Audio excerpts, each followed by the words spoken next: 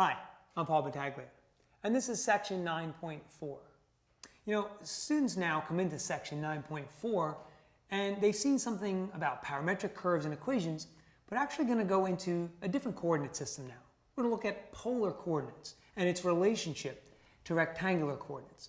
And then at the very end of this section, we'll get into a little bit of the calculus as well.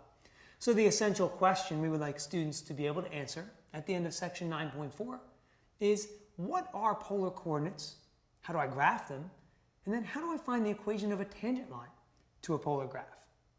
So examples 1 through 4 do a fantastic job of really walking students through the basics. You may even want to pre-assess your students, as you may have done with parametric curves. See if they know anything coming into this section at all. See, it is possible that some students may have seen this in an earlier course. So take a look. But the main focus of the first 4 examples is how to convert from polar coordinates to rectangular and back, and then of course how to graph them as well. The neat thing about this is actually at the end of the section, we show students some common polar curves, and it's really neat to see them actually relate to what they're looking at and how we graph certain things. But then it's time to get into the calculus. So examples 5 and 6 will talk specifically about the equation of a tangent line. And what's interesting here is sometimes commonly students think, okay, well, we're trying to find dy dx. But they forget that we have to make conversions, very much like we did with parametric curves.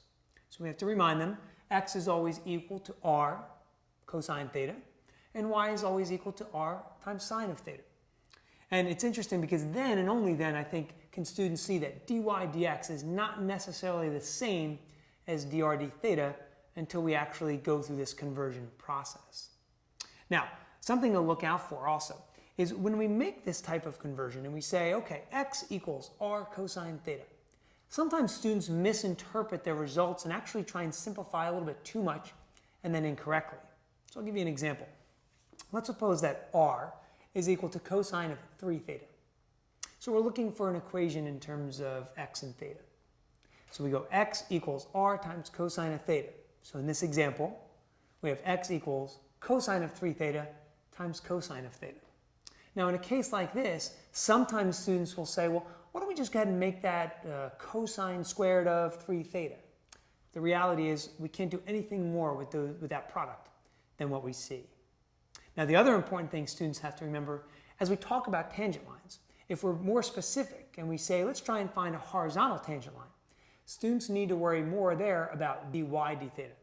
It's being set equal to 0. And if we're looking for a vertical tangent line, where does dx d theta equal 0? And here's a nice little extension maybe to end the lesson. Give students a polar curve and ask them, what angle, theta, corresponds to a point on the curve that's farthest from the origin? Now we're really getting into the use of the derivative being a little bit more conceptual. So I hope these tips have been helpful. I'm sure you'll find much success in section 9.4.